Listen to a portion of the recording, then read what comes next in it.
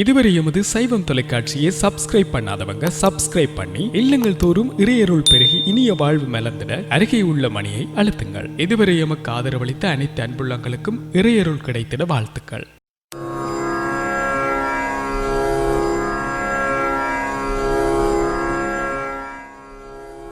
சைவம் தொலைக்காட்சி மற்றும் சைவம் வானொலி நேயர்களுக்கு உங்கள் அன்பன் பனையபுரம் அதியமானின் அன்பு வணக்கம்.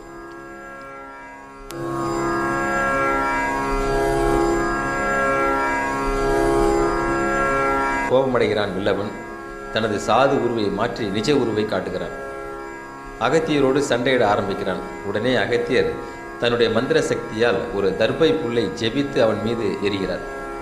அவன் அங்கேயே மாண்டான். இதனால் அந்த காட்டிலிருந்த முனிவர்களுக்கு ஏற்பட்ட இடையூறும் நீங்கியது.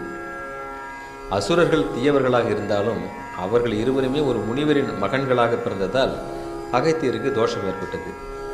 இந்த தோஷத்தை நீக்கிக் கொள்ள விரும்பிய அகத்தியர் ஓரிடத்திலே தங்கி சிவபெருமானை நோக்கி தவம் ஏற்றினார். அப்பொழுது இறைவன் தோன்றுகிறான்.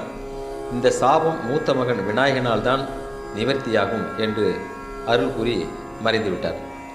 இந்த நிலையிலே சீர்காழியில் சிவனை வழிபடுவதற்காக இந்திரனால் அமைக்கப்பட்ட நந்தவனம் மழை இல்லாமல் கடும் வெயிலினாலும் சுருங்கி போயிட்டது, காஞ்சி போயிடுச்சு. இதனால் இந்திரன் மிகவும் கவலையடைந்தான்.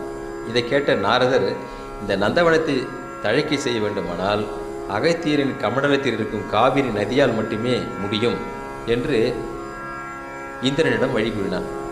மேலும் இந்த செயல் விநாயகரால் மட்டுமே செய்ய முடியும் என்றும் அறிவுறுத்தினான். நாரதரின் ஆலோசனைப்படி விநாயகரை நோக்கி இந்திரன் தவம் இருக்கிறான். இந்திரனின் தவத்தை மெச்சிய விநாயகப் பெருமான் அவருக்கு உதவுவதாக வாக்களிக்கிறார். அதன்படியே அகத்தியர் தம்முடைய கமண்டலத்தில் அடைத்து வைத்திருந்த பொன்னி நதியை, காவிரி நதிக்கு பொன்னி நதி என்று ஒரு பெயர் உண்டு, பொன்னி நதியை விடுவிக்க வேண்டி அகத்தியர் தவம் இருக்கும் சமயம் பார்த்து விநாயகர் காகம் உருவம் கொண்டு அந்த கமண்டலத்தை கீழே தட்டி விடுகிறார். இதன் விளைவாக கமண்டலத்தில் அமைதி காத்து வந்த பொன்னி நதி நிலத்திலே வீழ்ந்து பெருகி பாய்ந்து ஓடுகிறது. அந்த பொன்னி நதியே இன்று காவிரி என்று அழைக்கப்படுகின்றது. இந்த நதி இறைவனின் திருவுள்ளப்படி சீர்காழி அடைந்து இந்திரனின் தீர்த்தத்தை நிறைத்தது. நந்தவனம் செழிக்க தொடங்கியது. மேலும் தன் நீரிலே குளிப்பவருடைய பாவத்தை போக்கும் புண்ணிய நதியாகவும் அது விளங்கி வருகின்றது. இன்னொரு சமயம் பொதிகை செல்லும் வழியிலே குற்றாலம் வந்த அகத்தியர் அங்கே குற்றாலமலை அடிவாரத்திலே திருமாலின் திருக்கோயில் இருப்பதை பார்த்தார். அங்கிருந்த சிவனடியார்களை அப்பகுதி வாழ் வைணவர்கள் அடித்து துரத்தும் நிலையை கண்டு மிகவும் மனம் வருந்தினார். அப்போது சிவனடியாராக சென்ற அகத்தியருக்கு இதே நிலைதான் ஏற்பட்டது. மிகவும் அவமானப்பட்டார். அவரை ஊரை விட்டு வெளியே செல்லும்படி அவர்கள் கட்டாயப்படுத்தினார்கள். இதனால் மனம் வருந்திய அகத்தியர் இவர்களுக்கு தக்க பாடம் புகட்ட வேண்டும் என்று விருப்பப்பட்டார். அந்த ஊரின் அருகிலேயே இளஞ்சி என்ற தலத்திலே முருகன் ஆலயம் இருப்பதை கேள்விப்பட்டு அங்கே செல்கின்றார். அங்கே முருகப்பெருமானிடம் இந்த சம்பவம் குறித்து மனமுருகி வேண்டி நிற்கின்றார். முருகன் அவருக்கு எளிய ஆலோசனைகளை தருகிறான். அதன்படி குற்றாலத்து வைணவர்களுடைய ஆணவத்தை அடக்க அவர் வைணவ பெரியவர் வேடம் கொண்டு குற்றாலம் போகிறார். திரும்பி பழையபடி குற்றாலத்துக்கு செல்கிறார். அவரை அடையாளம் தெரியாத அந்த பகுதி வைணவர்கள் அவரை மிகுந்த மரியாதையோடு வரவேற்று உபசரித்து ஆலயத்திற்கு அழைத்து செல்கிறார்கள்.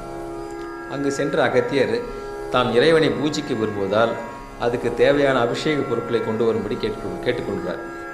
அதன்படி அவருக்கு பூஜைக்குரிய பொருட்கள் அனைத்தும் தரப்படுகின்றன. அவற்றை பெற்றுக்கொண்ட அகத்தியர் தாம் தனிமையில் இருந்து பூஜை செய்ய விரும்புவதாக கூறி கருவறையை தாளிட்டுகிறார், தாழ்பால் போட்டுகிறார். அவர் மீது கொண்ட நம்பிக்கையால் அந்த பகுதி வைணவர்கள் அதற்கு சம்மதிக்கிறாங்க.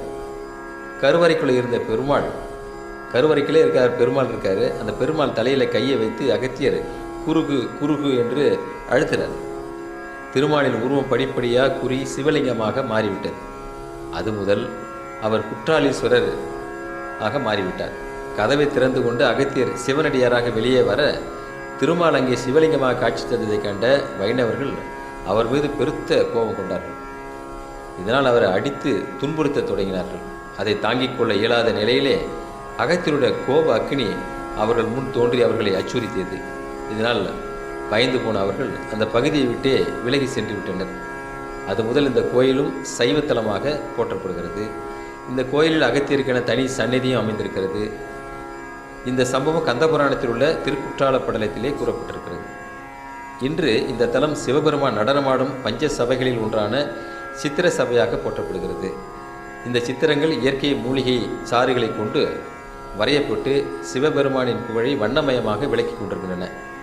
வாய்ப்புள்ளவர்கள் குற்றாலம் செல்லும்போது இந்த சித்திர சபையையும் நீங்கள் பார்த்து மகிழலாம்.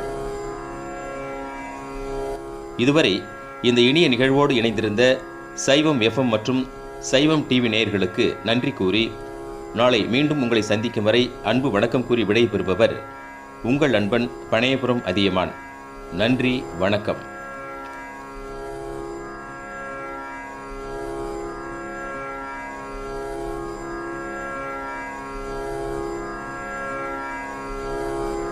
உங்கள் சைவம் தொலைக்காட்சி மற்றும் சைவம் வானொலியில் தினமும் காலையும் இரவும் 10 மணிக்கு தமிழ்நாட்டின் பிரபல ஆன்மீக எழுத்தாளரும் ஆன்மீக சொற்பொழிவாளரும் முதுகலை மானியுமான பனையபுரம் அதியமானவர்கள் வழங்கும் முருகனடியார்கள் சிறப்பு தொடர் சொற்பொழிவு. எமது நிகழ்ச்சிகள் யாவையும் கேட்டு அருள் பெற saivam.com மற்றும் saivam.tv.lk ஊடாக இணைந்திருங்கள்.